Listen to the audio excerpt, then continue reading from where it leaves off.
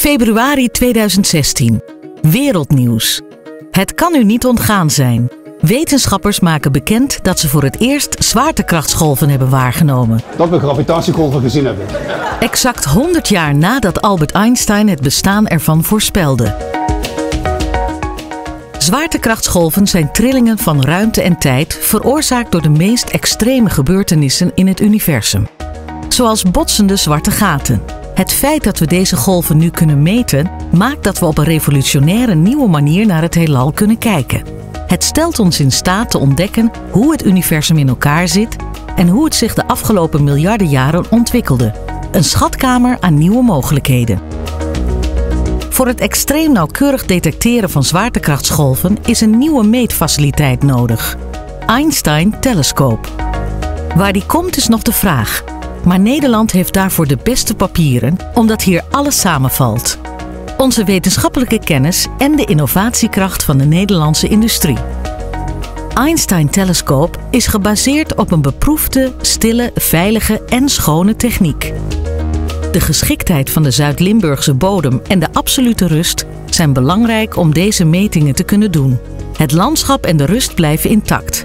Juist omdat Einstein Telescope zal werken vanuit bestaande en gerenommeerde instituten in de omgeving. Zwaartekracht is een van de 4 fundamentele krachten in de natuur.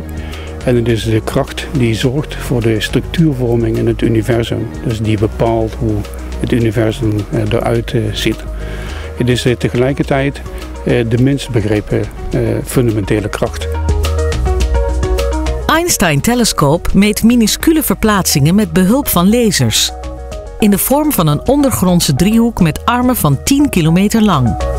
Omdat hij 10 maal nauwkeuriger wordt dan de huidige detectoren, zullen we voor het eerst in staat zijn jaarlijks honderdduizenden bronnen van zwaartekrachtsgolven in het heelal waar te nemen.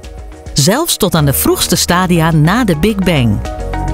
Met Einstein Telescope krijgen we een beter begrip van het ontstaan en de evolutie van het universum.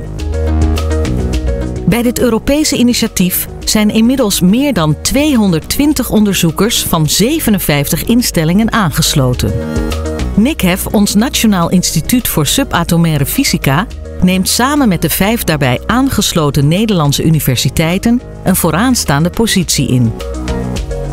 De Euregio rond Zuid-Limburg kent bovendien nog meer topinstituten die van grote betekenis zijn voor de verdere ontwikkeling van het wetenschapsveld rondom Einstein Telescope. Dit is wetenschappelijk toponderzoek. Hier moeten we echt grenzen verleggen. Niet alleen in de wetenschap, maar ook in de technologie. En dat kunnen we niet alleen, de wetenschappers, daar hebben wij het bedrijfsleven bij nodig.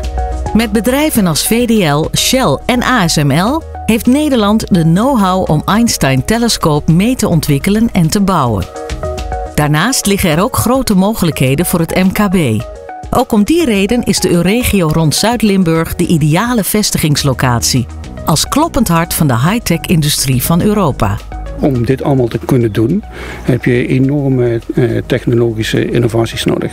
Om een klein voorbeeld te noemen, in het bewegen van onze spiegels gebruiken wij minime krachten.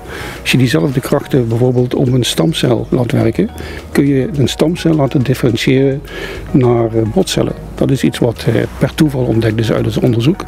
Dus er komen allerlei dingen uit die we gewoon niet hadden kunnen voorzien. De totale investeringskosten voor Einstein Telescope worden geraamd op ongeveer 1,1 miljard euro. Er zit ongeveer voor de helft aan onderdelen in die wij zouden kunnen leveren. Wij en andere leveranciers in Nederland. Dat is goed voor ongeveer 3000 banen. We weten dat elke euro die naar vergelijkbare wetenschappelijke infrastructuur gaat, een drievoud aan economische toegevoegde waarde oplevert. Een geweldige impuls voor de economie. Rond 2020 wordt de locatie definitief bepaald. De sterren staan gunstig voor Nederland. Als wetenschappers, het bedrijfsleven en de overheid de krachten bundelen en gezamenlijk optrekken, kunnen we deze ongekende kans verzilveren. Een missie die wat ons betreft nationale prioriteit verdient.